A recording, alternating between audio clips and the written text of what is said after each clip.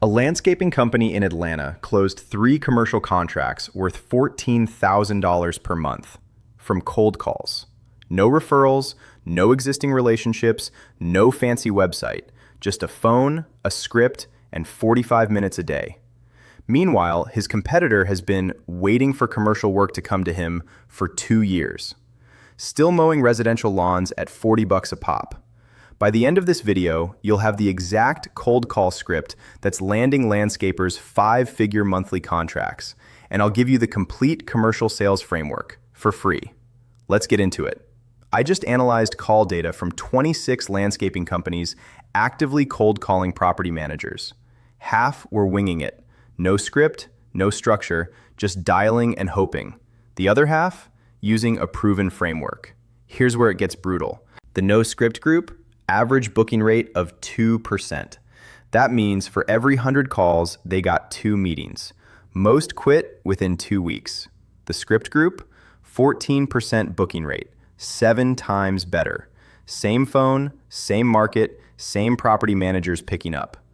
Now, before I give you the script, because it absolutely works, I need to show you why most landscapers blow it in the first 8 seconds. Because if you don't fix this, it doesn't matter what you say after. Here's what the mistake sounds like. Hi, this is Mike from Green Valley Landscaping. We offer full-service commercial landscaping including mowing, edging, mulching, leaf removal, irrigation, and seasonal cleanups. I was wondering if you'd be interested in getting a quote. You know what the property manager heard? Hi, I'm a stranger who wants your money. Click, dial tone. That's what 90% of landscapers sound like, and it's why they think cold calling doesn't work. Cold calling works. Bad scripts don't. Here's what's actually going on. Property managers get anywhere from 5 to 15 cold calls a week from service vendors. Landscapers, cleaners, plumbers, pavers, everyone wants their contract. So they've built a wall. The second they hear a sales pitch, they shut down. Your job isn't to sell on the call. Your job is to get past the wall. And you do that by not sounding like everyone else. I break down the full psychology in the free guide, but here's the core concept. Property managers don't care about your services. They care about their problems, and they have 3 big ones. Problem 1, their current landscaper is unreliable, showing up late, skipping visits, not communicating. Problem 2, they're getting complaints from tenants or property owners about curb appeal. Problem 3, they're overpaying and they know it, but switching feels like a hassle. Your script needs to poke at one of those problems in the first 10 seconds, not pitch your services.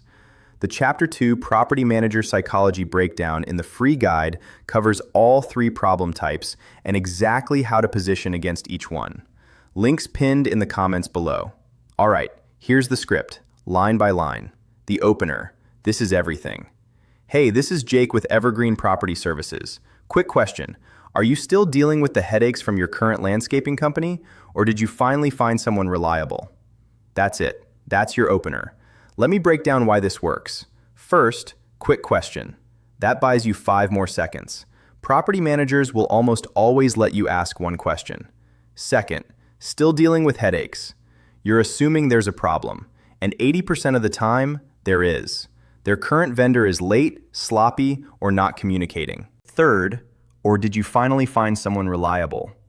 This implies other property managers you've spoken to had the same issue. It's social proof baked into a question. Now here's what happens next. They'll respond one of 3 ways. Response 1. Actually, we're pretty happy with our current company. Most landscapers hear this and say, oh, okay, sorry to bother you. Hang up.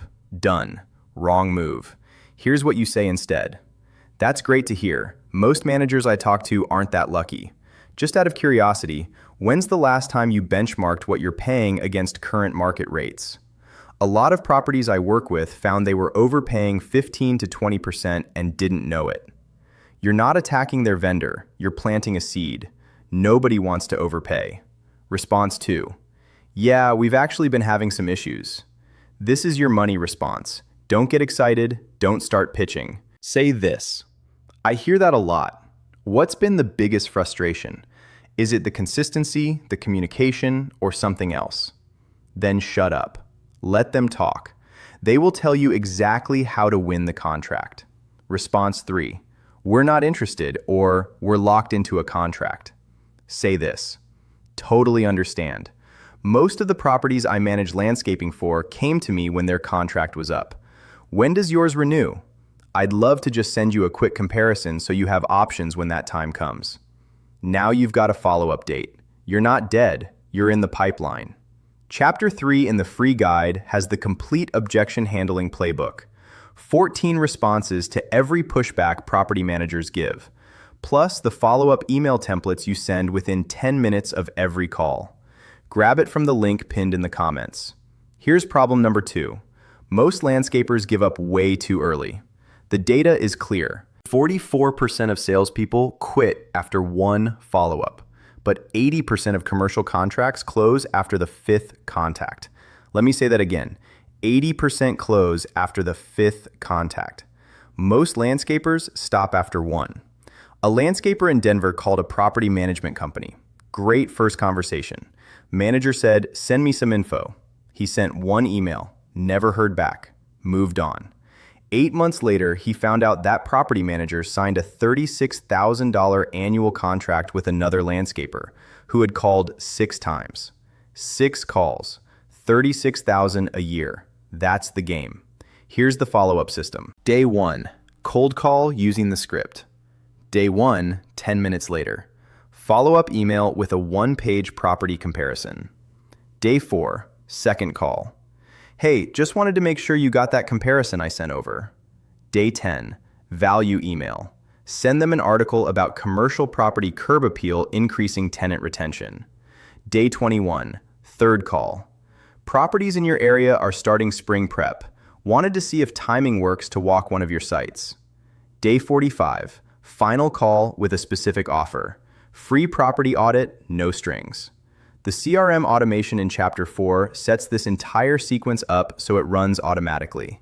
You make the first call, the system handles the rest. One contractor told me it saved him 11 hours a week. That's all in the free guide. Links pinned in the comments. Problem 3. You're calling the wrong people. Not every property manager is worth your time. Here's who to target. Tier 1. Regional property management companies handling 10 to 50 commercial properties. These are gold mines. One relationship can turn into 5, 10, 15 properties. They have authority to switch vendors, and they do it regularly. Tier 2. HOA management companies. Dozens of communities under one company. Land one HOA, you've got recurring monthly revenue for years. Tier 3. Commercial real estate firms with retail centers, office parks, and apartment complexes. Who to avoid? Single property owners who manage their own buildings. The contract size is too small, and the sales cycle is just as long as a 50-property deal.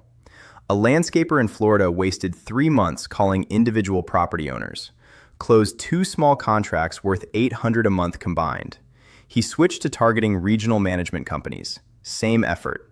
Closed 1 contract worth $6,200 per month across 4 properties. Chapter 1 in the guide gives you the exact list building strategy, where to find these property managers, how to get direct numbers, and how to research their properties before you call so you sound prepared, not random.